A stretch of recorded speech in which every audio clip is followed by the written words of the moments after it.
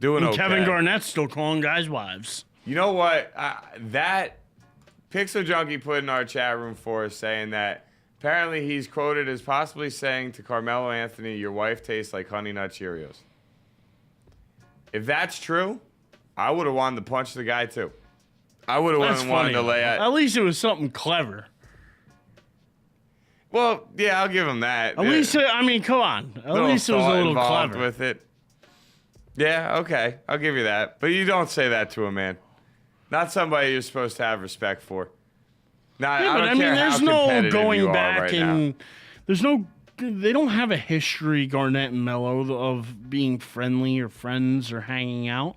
Yeah, but it's not like they have a history of wanting to kill each other either. Maybe something happened. Maybe he elbowed him a few too many times. Well, I saw the highlight of when they first started pushing at each other, and that there was a little elbow thrown here and there, but there's no excuse for that. You do not say that to somebody. You just don't. And if it's true, then I think Garnett deserves a fine or something. I think Melo had the right to do what he did. I don't think standing outside the locker room is a smart move, just for the simple fact of the matter is that your team's in a tight race for the number one seed in the Eastern Conference. I understand we're still not even at the All-Star break yet, but you do not want to let Miami get 4 or 5 games ahead of you because they'll hold on to it. The odds would be in their favor to hold on to that. But it's the heat of the battle, and sometimes it carries over to after the game as well.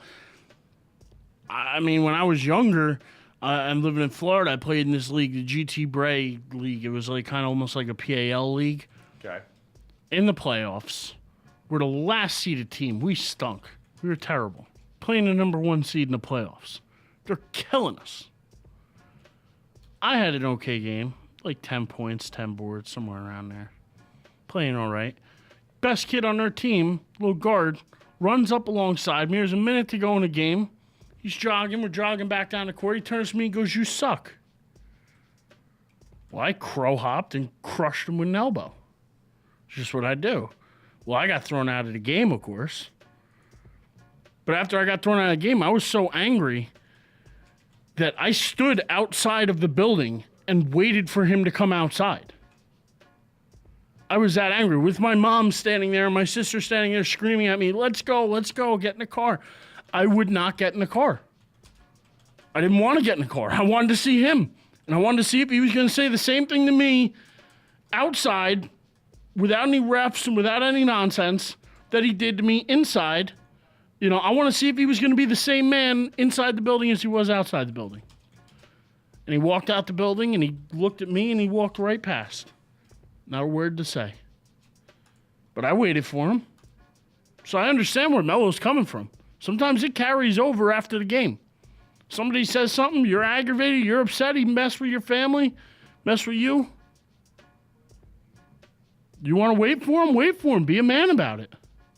I have no problem with him going up to Garnett and saying, you got something to say it to me off the court too. Got no problem with that. All their issues shouldn't just be dealt with. If it's personal, just on the court. If it's personal, it's personal. And I agree. You do not need to talk about somebody's wife. There's enough things to say about a guy. You know, exactly. Pixel Junkie. Keep it on the court. You want to talk bad about me? Talk about my game. Talk about my team. Talk about my shoes. Talk about my headband. Talk about I don't care. But you keep my family and people that are that close to my heart out of it.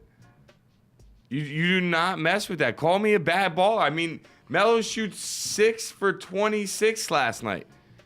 Tell me I couldn't hit the broadside of a ball. I couldn't, hit water falling out of a boat. You know what I mean? Like, anything you could possibly think. You do not need to come at my wife, and that is inexcusable by KG. No, but that's also why I'm saying I almost commend Melo for going up to him after the game, for waiting for him after the game. Saying, dude, was this just an on-the-court thing, or you really got a problem with me? Yeah. Melo's 6'8". He's no slouch. He's 6'8". You got 6'8" versus 6'10". You know what I mean? They're both big boys. They can handle themselves. They can be men about it. And I understand what Fife's saying is you leave certain things on the court, you leave it on the ice. But if somebody makes something personal, it's one thing to be like, oh well, listen, we're crushing you now, or smack talk on the court. You suck. I don't care. Smack talk is smack talk on the court, but when you, again, it's not like Melo and KG have a personal like bond or a friendship or that they hang out or even spend time together off the court. They don't. They're not friendly guys with each other off the court. That's where I think this stems from, is if Melo, him and LeBron go at it, or him and Durant go at it, or him and even, say, a guy like Duncan go at it, which would never happen because of the demeanor Duncan has, but I'm just stating, he has relationships with those people. He's played with those people. He spent off-season time with those people. So if there's smack talk on the court, it doesn't necessarily get taken as personal. When somebody that you don't know and somebody you're not friends with, somebody you don't pal around with, says some things about your family that you don't appreciate, you got to do what you got to do. I'm okay with him waiting for him after the game. Look, nothing came out of it. So it's not like hockey where you could settle it on the ice by just throwing blows right there. Yeah. You can't do that in the NBA. Not without a 50-game suspension. Nobody wants to see Melo suspended for that many games. Nobody wants to see Melo throw a punch on the court. But if KG and Melo want to be men off the court, they want to settle something outside. It still would get suspended. Yeah, but maybe for what? A game or two? No. It wouldn't be a 50-game suspension. Big names like that fighting off the court or on the court. Off the court is a different thing than on the court. I'm still telling you, they'd get a big suspension. They wouldn't get big. Oh, they would. It would not be a 50 or even a 20-game suspension like they were handing out for the brawl. You were role models and faces of your franchises. Yes, they would. No. The NBA would smack down on that one, dude. I'm promising you. Well, it doesn't matter because we don't have no way to get an answer on that one anyway. But when it comes down to, I think Melo was in the right to get as angry as he did. There's no question about that in my mind. I lose a little respect for KG if you're talking about a man's wife on the court. That's just a little ridiculous. What I will say though is that the Celtics do get the last laugh when it comes down to winning and losing. They're able to beat the Knicks. It looks like some of that Knicks home court swagger. And I see what Pixel puts in about Sheed, and Garnett. And I think that's a difference. When they get Sheed back in the lineup, and now they're going to be getting Shumpert back as well pretty soon. Once this team gets full and gets healthy, they're going to be more physical. They're going to be more dominating. They're going to have shot blockers in Camby and Wallace and Chandler. They're going to have defense with Wallace and Chandler in the paint. You're going to have offense with Stoudemire in the paint as well. You're going to have such a combination of things that Mike Woodson, it almost makes his job too easy. If he could just keep coaching them defensively like he's doing, the Knicks are going to be really good, and I think they're going to get more physical as the season goes on. Now, they were not as physical as the Celtics last night. No. And the Celtics took it to them and beat them without Rondo. Paul Pierce now has 34 games against the Knicks, over 20 points.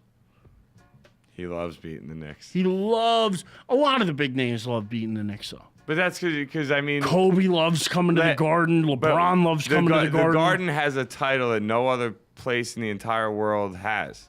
The Mecca of basketball. The Mecca. The big cojones. The bottom dollar. The main event. That is what Madison Square Garden has always been in the world of basketball. It just is. It's how it's like, Rucker Park is your street ball court. Well, you know what? If you want to if you want to play somewhere other than Rucker Park in New York, the only other place you want to play is at Madison Square Garden. It's that simple. It's the one arena that every kid growing up that's ever touched a basketball knows of. Everybody knows of MSG. I don't care where you live.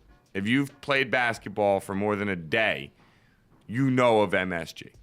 And that's why I think the big name players feel that that's their stage to really show everybody. Yeah. Oh, absolutely. I mean, Jordan kicked it up another notch for the Garden. all the greats kick it up a notch for the Garden. It's just the way it is. So, am I shocked and surprised at last night? No. Because Celtics, to me, are still a good team. They're still going to be a playoff team. The Knicks still have obvious work to do. They're not there yet. But they're still one of the better teams. Every team in the NBA right now is not there yet. No team right now is playing the kind of basketball they want to play when they get to the playoffs. None of them.